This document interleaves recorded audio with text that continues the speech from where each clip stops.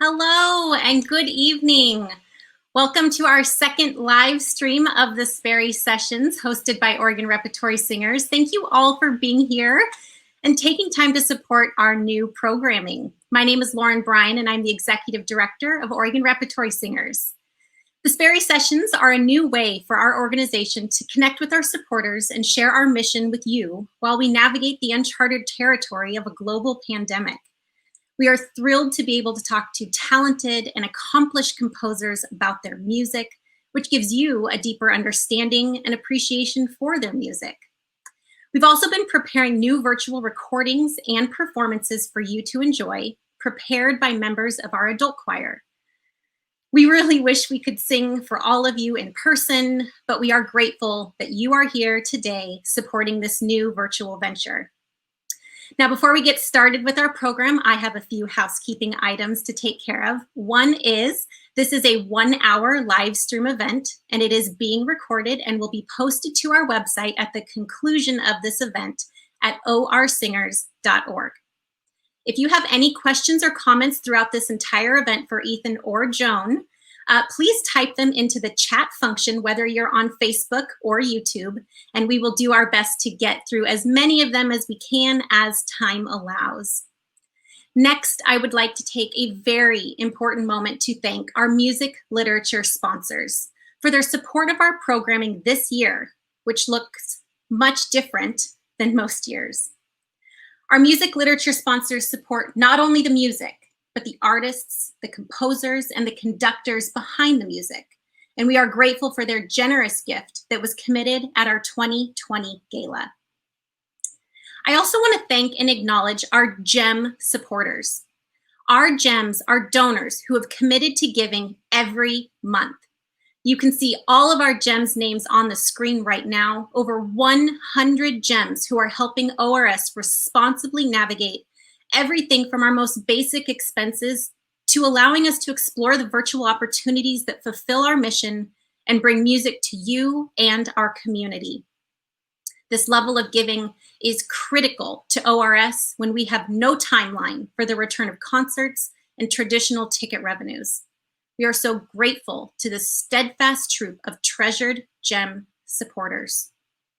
If this is a level of giving that you want to commit to, we would love to grow this family of supporters.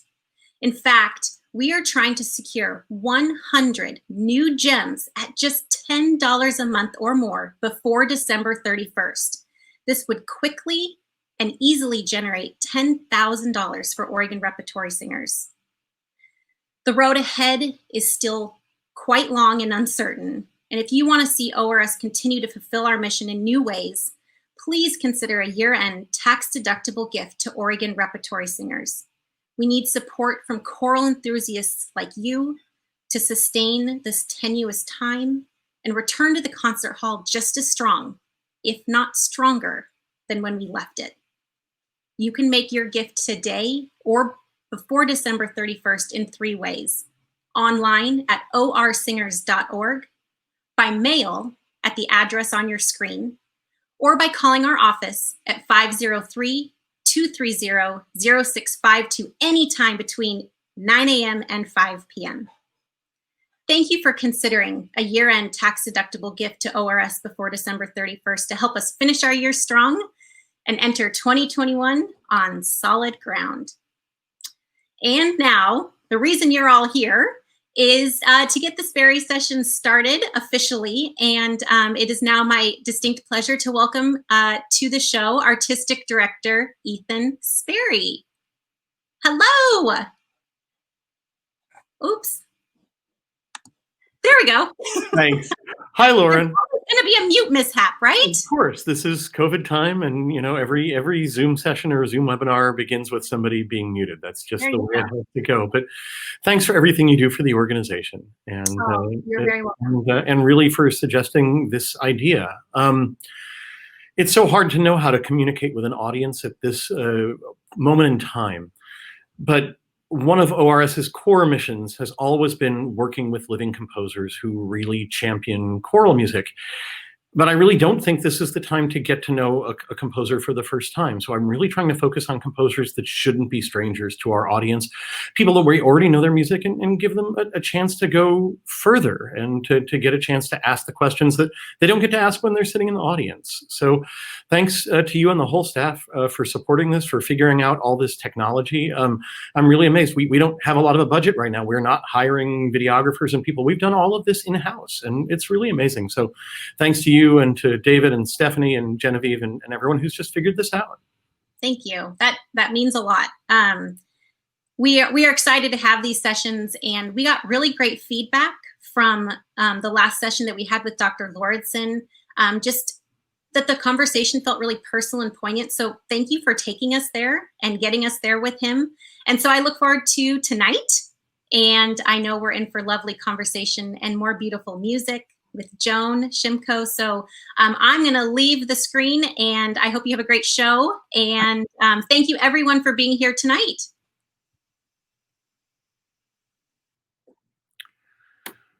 So I guess we'll just try to dive right in. I think I'm a rarity in the choral world in that I'm Jewish, at least ethnically and culturally. I've never belonged to a synagogue, and I don't now. But so much of the core of choral music in our country has been Christian music. And it still is. I mean, so much of the most beautiful music that we have for choir comes out of this tradition. And I was a philosophy major in college. And oddly, I got to college as an atheist. And the philosophy professor who was trying to convince our whole class to be atheists is the one that convinced me that I'm not.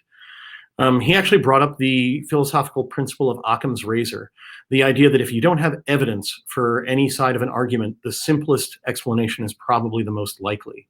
And he said, you know, okay, so is the universe here? Are we all here by accident? Or is there some kind of larger design? And he's like, you know, if we all walked outside and we looked up at the stars at night and they spelled out God was here, then maybe we'd choose to believe, but they don't. You know, all of this can be explained by the Big Bang. But when I think about life and being able to experience what we experience with other people, and I experience music and so many of the other powerful forces in the world, I don't think they're an accident. That doesn't seem like the most likely, obvious explanation to me.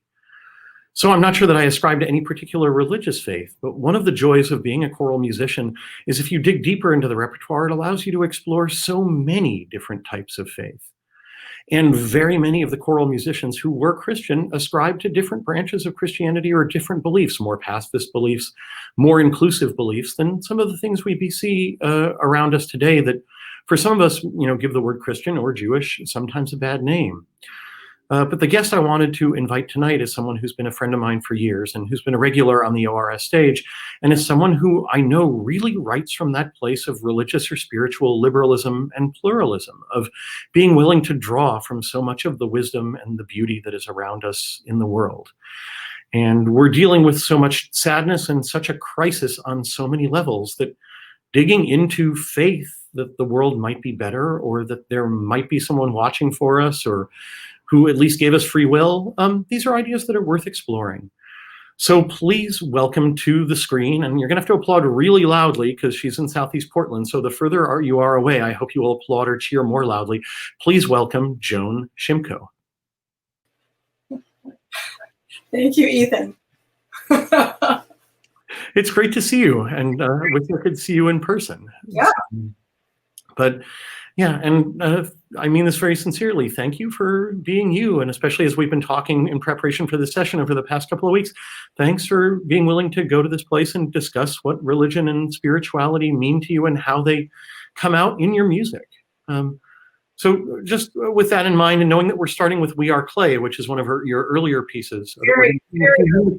Yeah, but you know, but even then, tell us where you were working at that time, and where your faith journey in life was up to that point. Right.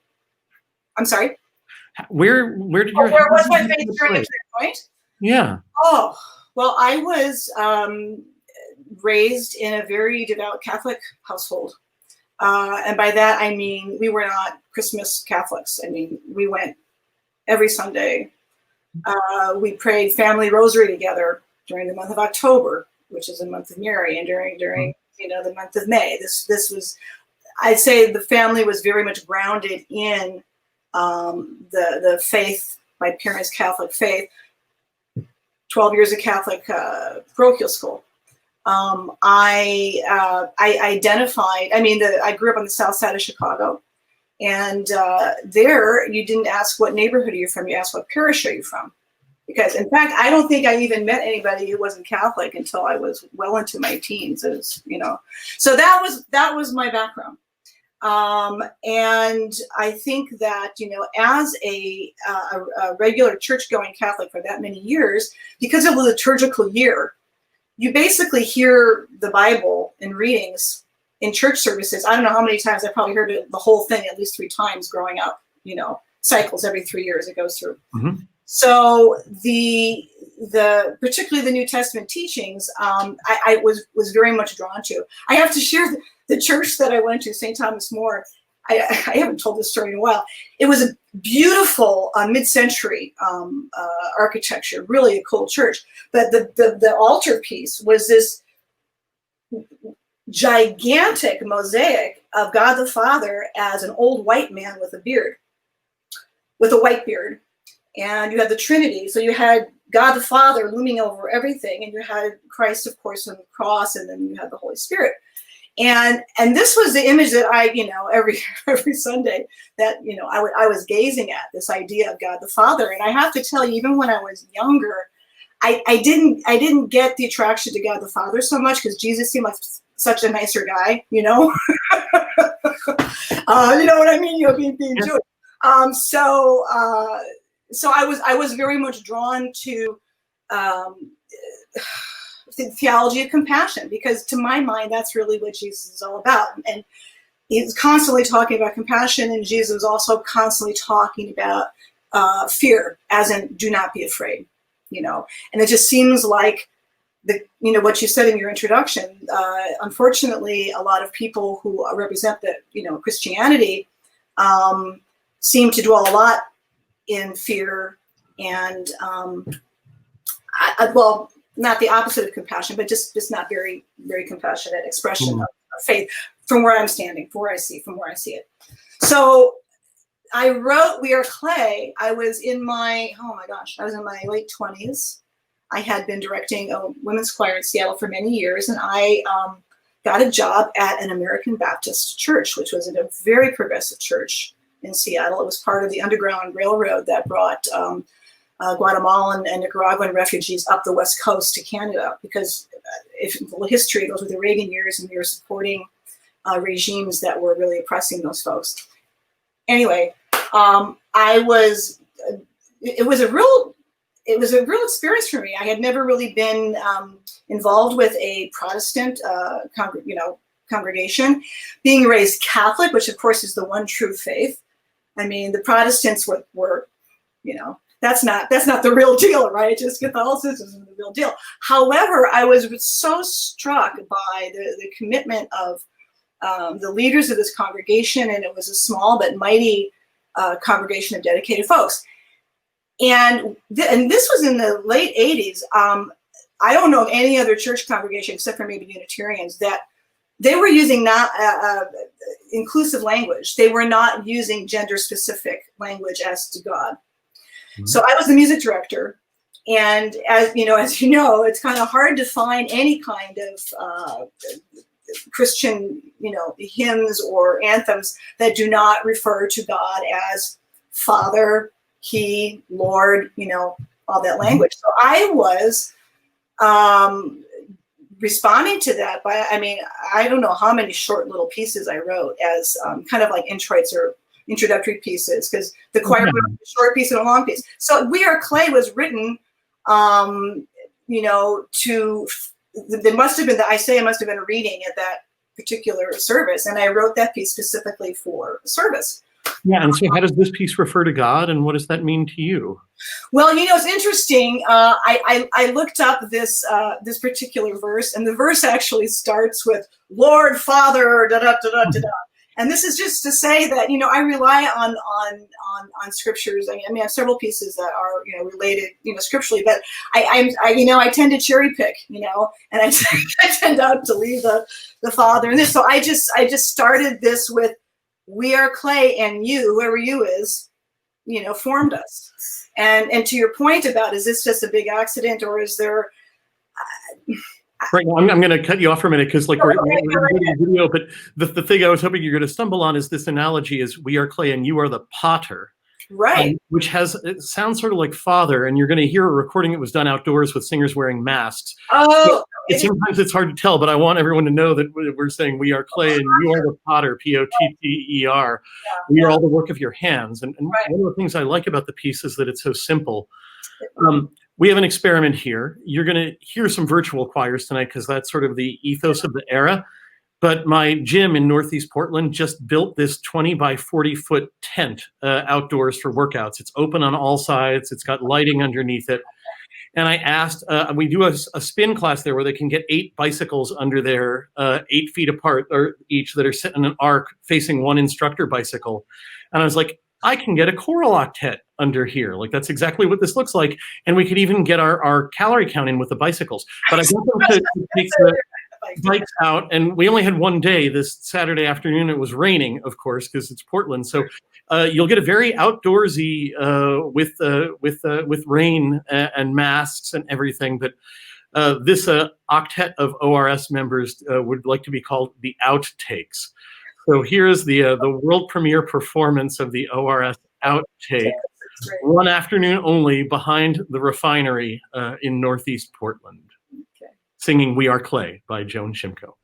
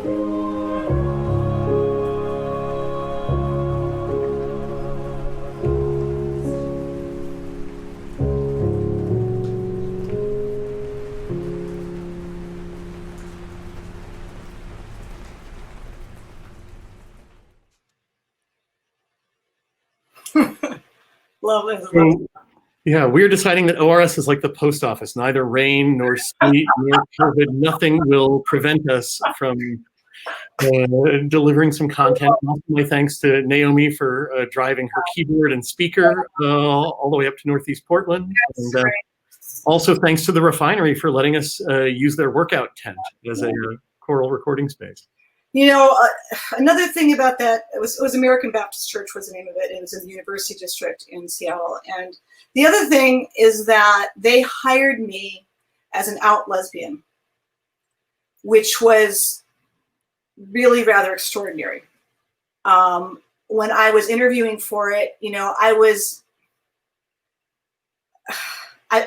not going to. You said this is the late 80s, right? Or this is mid 80s actually. Mm-hmm. I mean, I came out when I moved to Seattle in 1979, 1980, and once I came out, I had never been in a closet in any work situation or community situation.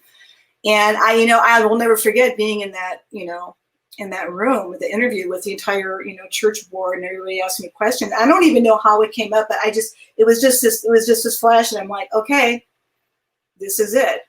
And of course the minister's response was, great. He wanted to make a big deal of it, and I'm like, no, we're just this, it's who I am. And so it was really extraordinary to be accepted in that church community.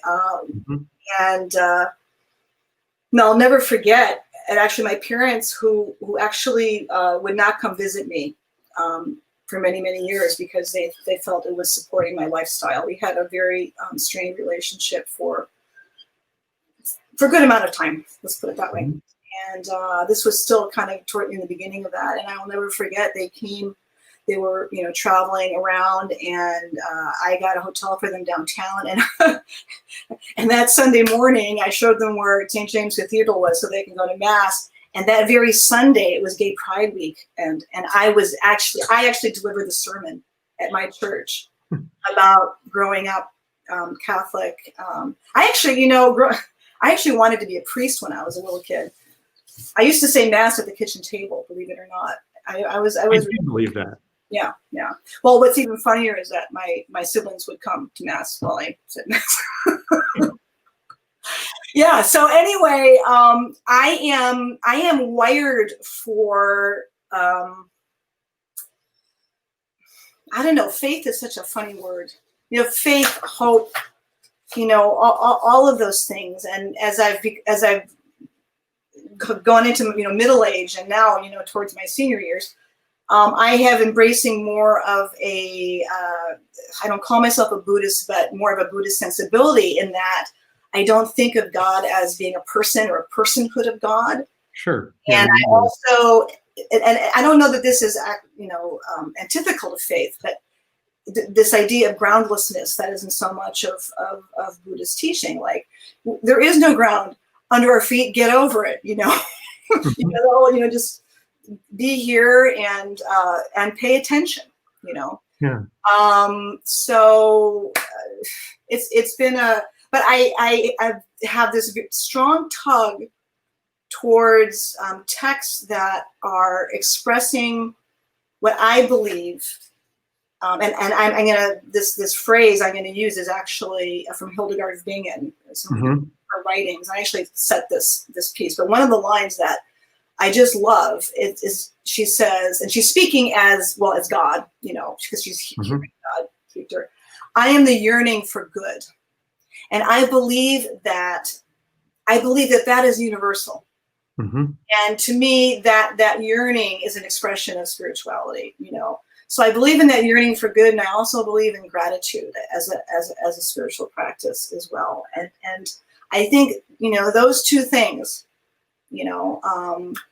it's faith and hope, and the third one that's often put in there is love. And that's actually a good segue, because we were going from one of your earliest pieces that we just heard to one of your recent pieces. Yeah. Now, the next piece we're going to hear is Wake, Love, Wake, which is a piece we were supposed to sing in our spring concert last year. That obviously didn't happen, and we were going to take it on our tour to Argentina, and that didn't happen either. So I'll explain a little bit how we're going to perform it, but tell us about that piece and that text, and where love and faith come together for you. Sure. Well, this is a setting of the poet Rabindranath Tagore, who was a Bengali writer. I mean, he's a poet, but he wrote other short stories, other things as well.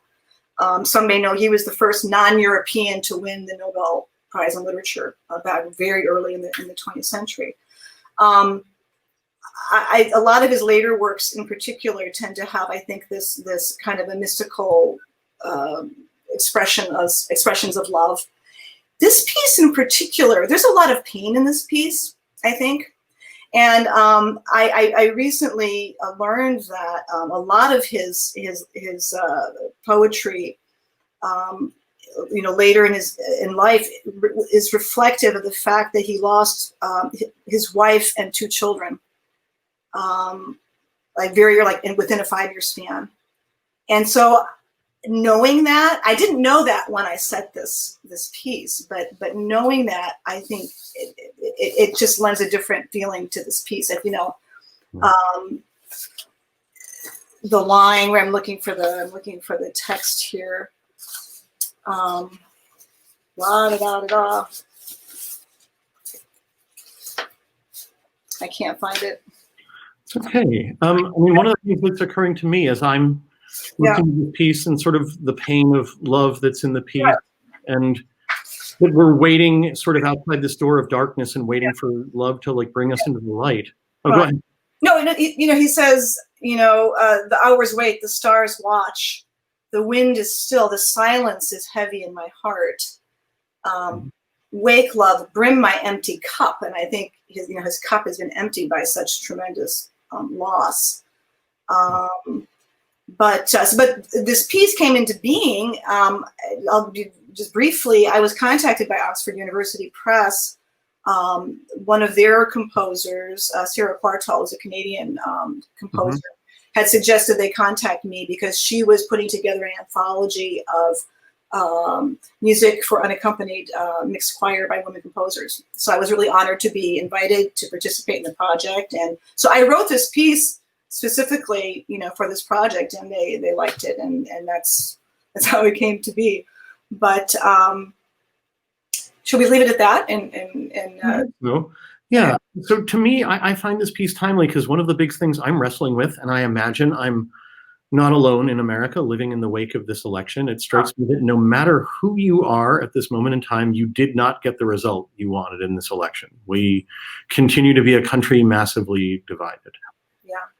And I mean, some of the words I live by, but I'm finding it harder to live by them lately, is Martin Luther King's hate cannot drive out hate, only love can drive out hate. But a lot of us really hate the people on the other side of the divide. We hate other people in our own country. And when is that love going to be possible for other people around us? That's what I've been thinking as I've been singing this song quite a lot. ORS has been using a program called Soundtrap. Instead of doing virtual choir videos of each person with their face in a little box, those videos are usually recorded each person singing on their own. You can't hear anything other than a click track.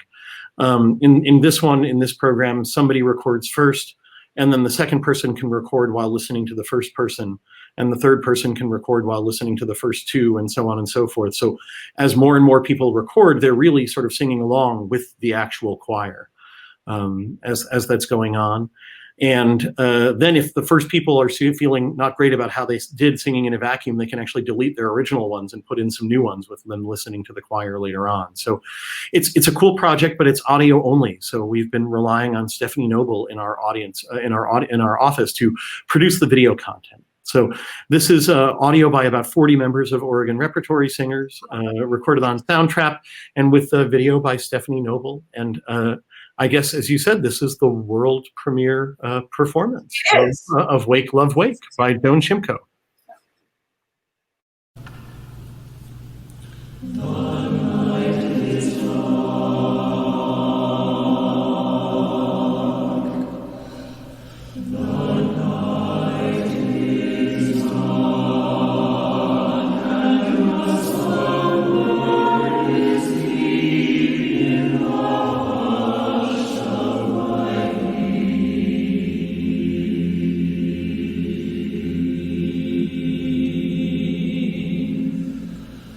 Wake,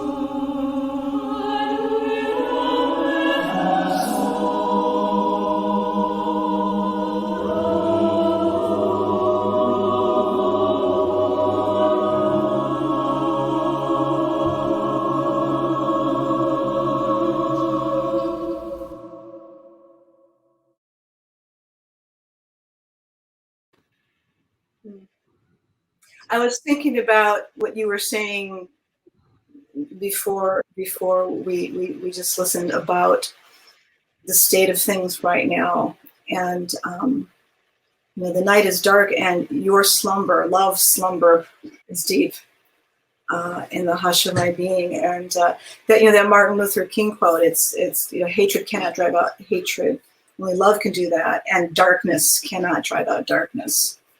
You know, only light can do that. I don't know if you know, I sent that text. I don't know if you're aware of that.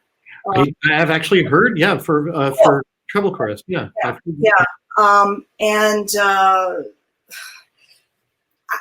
these themes of, you know, light and dark. That's another theme that I approach. Actually, there's a good. Well, we're going to get back to that theme later in this program. But I guess this is our moment to say to anyone out there watching us tonight, if you're enjoying this, we hope you'll consider making a donation to Oregon Repertory Singers, maybe what you would have paid for a concert ticket if you were going out to a concert. I guess it's the same thing. Our restaurants are relying on us doing takeout food, and we're relying on you doing takeout concerts at home on YouTube and Facebook. So thanks for considering that.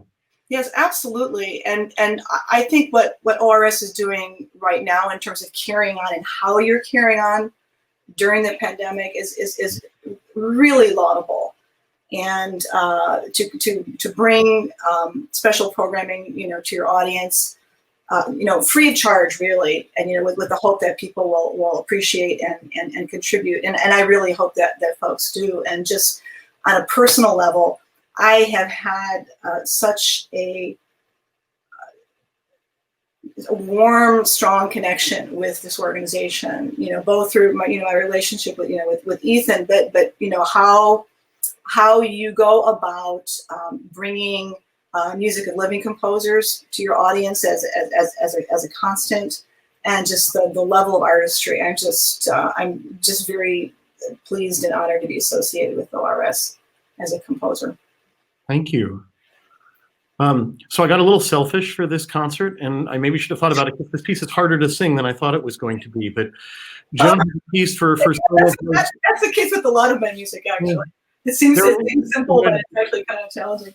Yeah, Joan has a piece for solo voice and cello that has a Hebrew text to it, and one of my colleagues at Portland State, our cello professor Hamilton Chaffetz, is also Jewish, and just someone who I haven't gotten to collaborate with nearly as much as I would like, and he had played this before. This is Eli Eli for solo voice and cello. Tell us about this, especially about the text.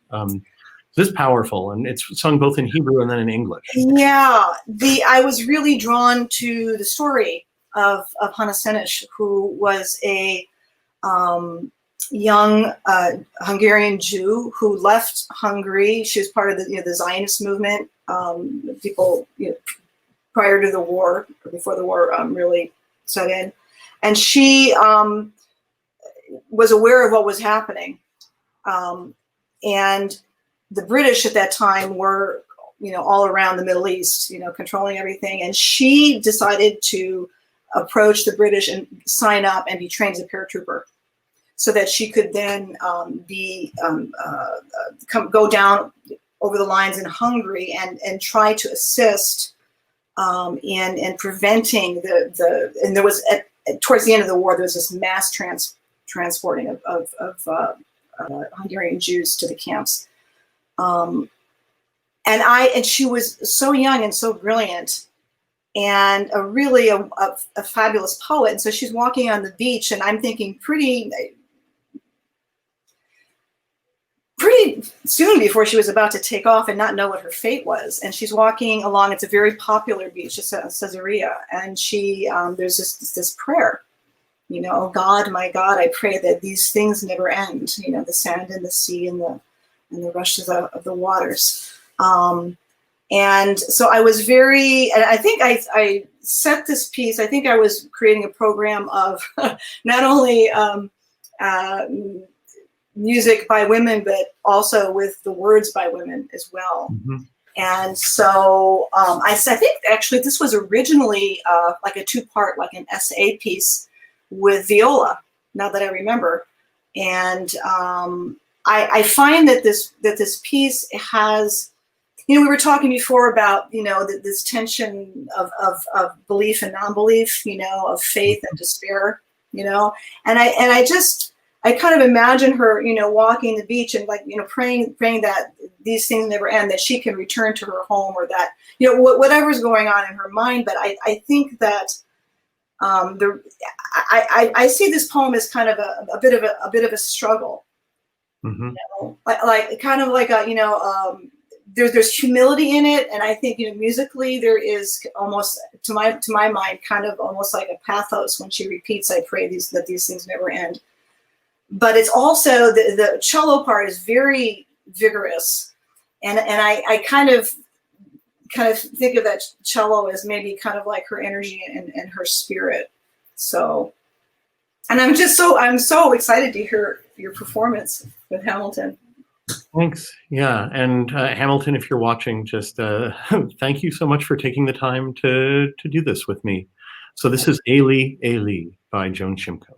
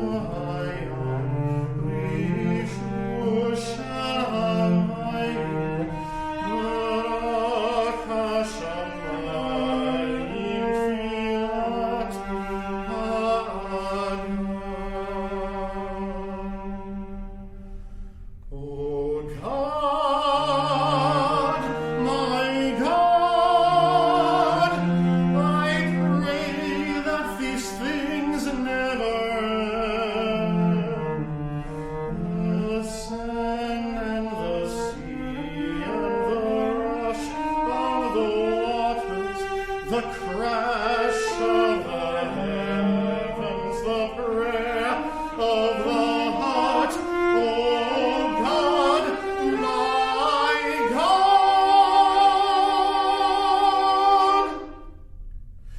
I pray that these things never end. I pray that these things never end. The sand and the sea and the rush of the waters, the crash of the heavens, the prayer of the sand and the sea and the rush of the waters, the crash of the heavens, the prayer of the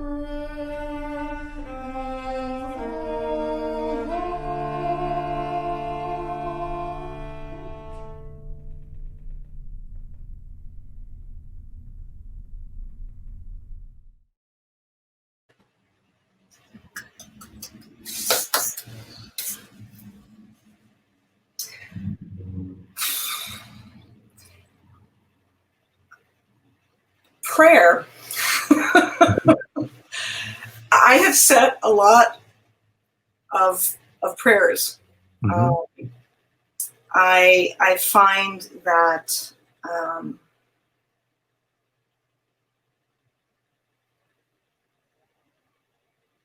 I think I pray because let me back up a little bit. I think that a lot of what my music is about, and a lot of what my personal journey and struggle has been about belonging, you know. I mean, yeah, part of it is about being a lesbian, but a lot of there's a whole another part that I think that is really universal. I think that, you know, I was watching, what's her name, Brene Brown, Netflix special the other night, and she said something that really stuck with me. She said, you know, we are hardwired for belonging, and I think that a lot of you know, organized, you know, faith and religion and whatever, it's a way to belong, you know. And I think prayer, you know, for me, well, you know, composing for me is kind of a way to play. Because for me, composing is a way where I feel like I belong. I feel like I'm okay. I know that I'm doing good work in the world. I feel like I belong to God, you know, and that a lot of the themes that I've explored are about that need to belong or to feel a part of something larger.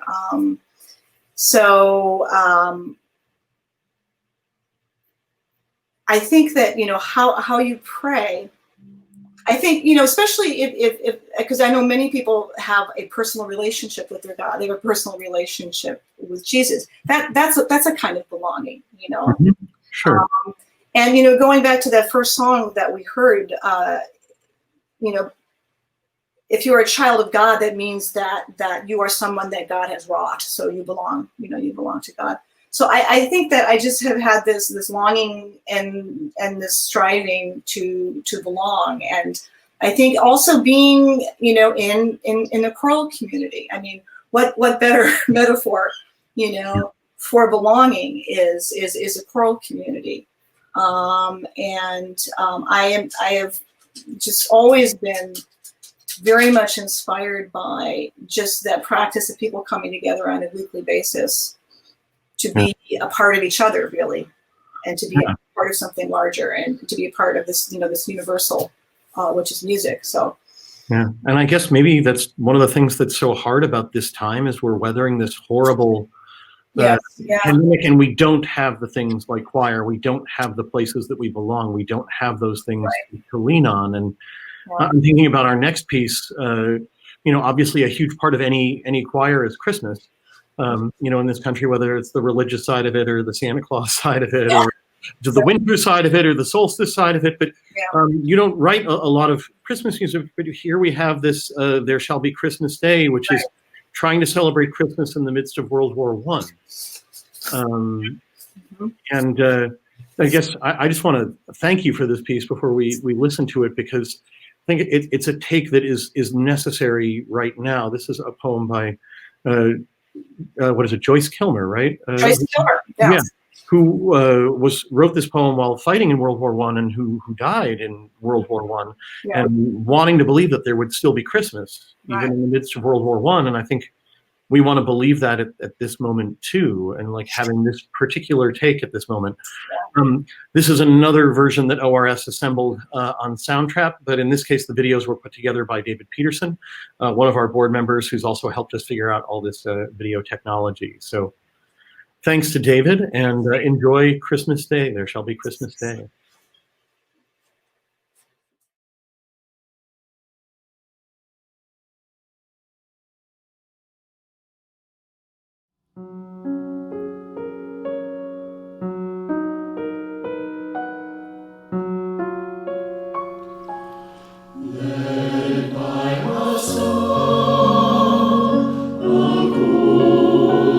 Star, the youngest star.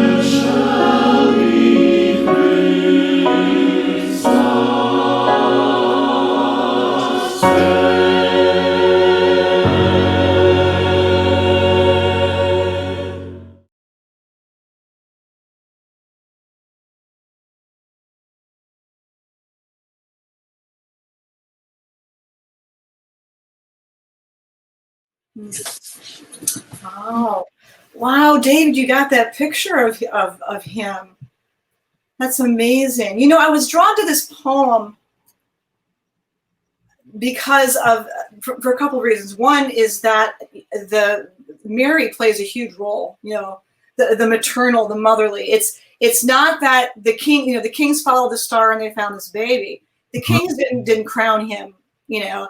The child was crowned by his mother's kisses, you know. And just that image, I just found so just heartwarming and just a delicious image. I just love that. And then also this poem, it's I mean, to my mind, it's a peace anthem, you know.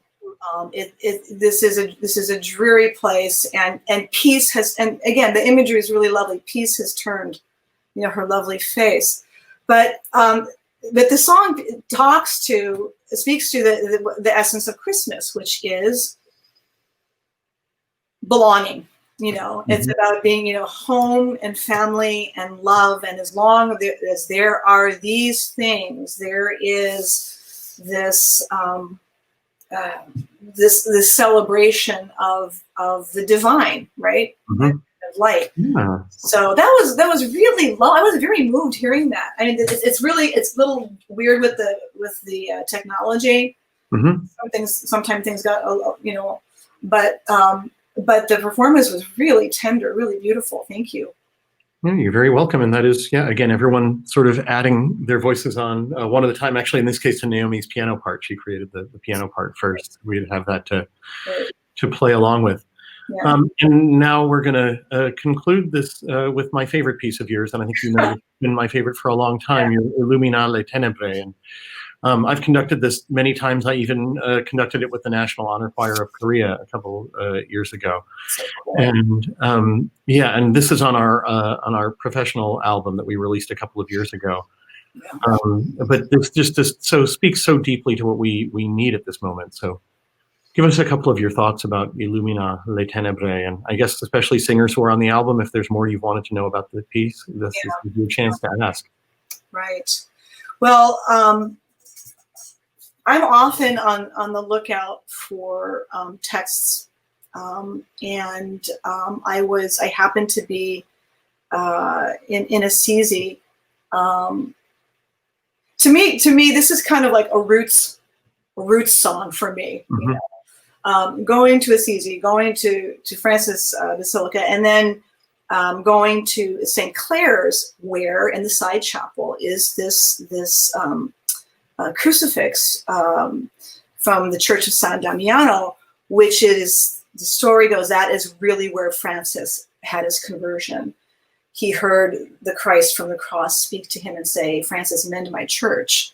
And he thought that he meant it literally. So he started cleaning up this old dilapidated chapel. But really, as we know, historically, Francis did a lot to clean up, you know, the church at the time. But this is the prayer that he spoke before this cross, and it's just filled with humility, you know, it's all highest glorious God, cast your light into the darkness of my heart. You know, from the get-go, he's just being vulnerable. He's saying, I am not in a good place. I have a lot of darkness here, you know, illuminate me. Give me right faith, firm, here we go again, faith and hope. Give me right faith, firm hope, perfect charity, and profound humility. Give me wisdom and perception so that I may do what is truly your holy will. And, you know, I think, and I bet you do too, you know, your life as a choral musician, as a conductor, I would imagine, Ethan, that you think of that as a vocation. I think of myself as a composer as being a calling, because I didn't grow up wanting to be a composer. I didn't go to university to study composition to be a composer. It was something that, you know, through my work as a choral musician, it was a calling that I answered. And I think that this idea about so that I may do what is truly your holy will. I think for me, what that means is so that I am my best self, that I am doing in the world what I, was given a gift, and that I'm using this gift to the best of my ability, and bringing, goodness into the world, Mm-hmm. But this piece was, I was filling in for Mark Slagers at First Unitarian Church, I don't know, about a decade ago or so. And there's an excellent choral program there, and their top choir was really great, the chamber choir. And we were, I don't remember the piece, we were supposed to do an Eric Whitaker piece for the final, and it just wasn't working out for that to happen. And I honestly, God, this is one of those mystifying experiences as a composer, where you feel like you're just kind of writing down, what you're hearing. This piece kind of really just flowed, and I wrote it as a gift, as a parting gift for the chamber choir at First Unitarian Church here in Portland. And so they gave that premiere at a church service, and I have just been.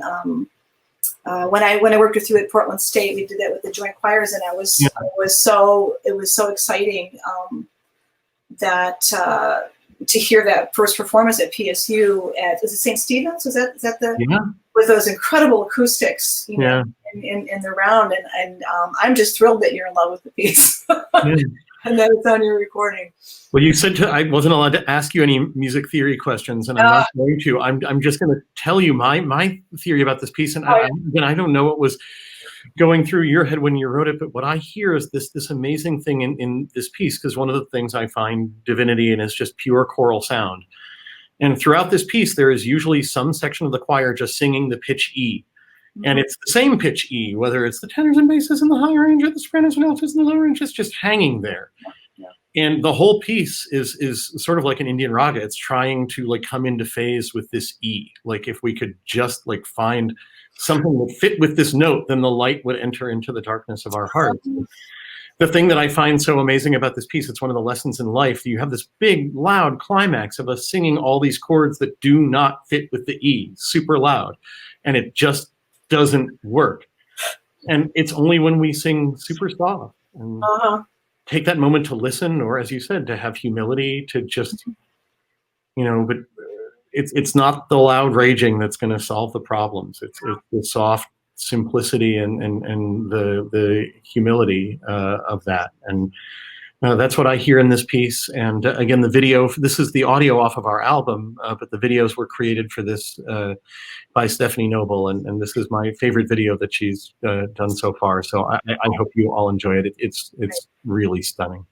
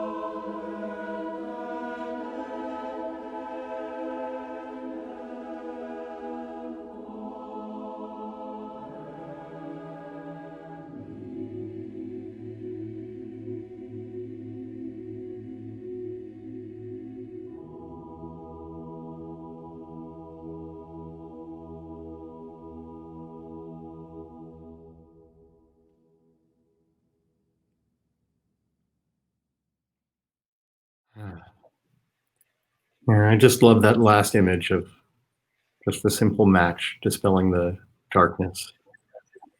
So, Joan, thanks again for spending the past hour with us and for all the time and of course for just writing all this amazing music. I'm sure when this is over, especially those of us who recorded some of your pieces on Soundtrap will be itching to actually sing them for realsies. I'll look forward to Yeah, that. so do that. And if you stay on and watch in a little bit, we have a little bonus surprise at the end. We were hoping to include some of our performance of Shadow and Light on this, but we couldn't because of the union regulations with the union orchestra we used. But we have some rehearsal footage of the choir, which is really wonderful, which you'll get to see at the end of this. But from our virtual audience, can we all just have one more thank you to Joan Szymko for being with us this evening? It's been such a joy, as always, to share time with you and to share music with you and spirituality. So thanks so much. Thank you, Ethan. Yeah, and just a reminder again to all of our listeners, we hope you'll consider donating the price of a concert ticket, or a couple $1 million, whatever it takes to keep us going over the to get us through the COVID time. But we're so glad you've been with us, and I want to take a special moment to thank one of our staff. If we can get Stephanie Noble to come on the screen again. Stephanie designed a lot of these videos, and that is not what we hired her for, and that is not her skill set. Stephanie is one of the people that, like, the small arts organizations in Portland run because of people like Stephanie, and she has worked for so many organizations, and I'm so glad she's working for us now. But people who just always go above and beyond, and when we knew we didn't really have the videography skills or really the budget to hire a videographer to do these kinds of shows, Stephanie's just learned how to do all of this, and it's just amazing. So thank you for being you and everything you do to support the arts in Portland and for creating such beautiful art with us in this really weird time. You signed on for an administrative position, and now it's a massively artistic, creative one. So can all of you just send out a huge round of applause to Stephanie wherever you are, and scream loud enough that we can hear you? Thanks, guys. Is in Southeast. So thanks, Stephanie. What's with the Southeast jokes? Well, most of ORS doesn't live in Southeast, so they have to clap really loudly from wherever they are, so you can hear them. Have you heard the applause from your house? Yes, absolutely. Okay, good. Yeah, then they're all applauding loud enough. So yeah, that's just the way it goes. And that brings us to the end of today's episode, other than a little clip of Shadow and Light. 3 weeks from tonight, we'll have our last episode of 2020, where we'll be joined by Stacey Phillips, another local composer whose music we've been championing lately. And a lot of the pieces that you'll hear in 3 weeks have not been performed at all before. We have a lot of premieres, including some really wonderful Christmas carols, and the group's having a blast recording those. So I think Stacey is the least well-known of our three composers so far, and I really don't think that should deter you. If you're wondering, you will love Stacey's music as much as you have loved everything we've put on the stage. So we look forward to seeing everyone again in 3 weeks. And if you have feedback, feel free to comment on Facebook or YouTube, or send me an email. And thanks again for supporting us, and especially our GEM supporters who've been donating every month. Thanks for keeping us going. And we look forward to being able to see you in person as soon as possible. And we leave you with I Sing to You from Shadow and Light by Joan Szymko.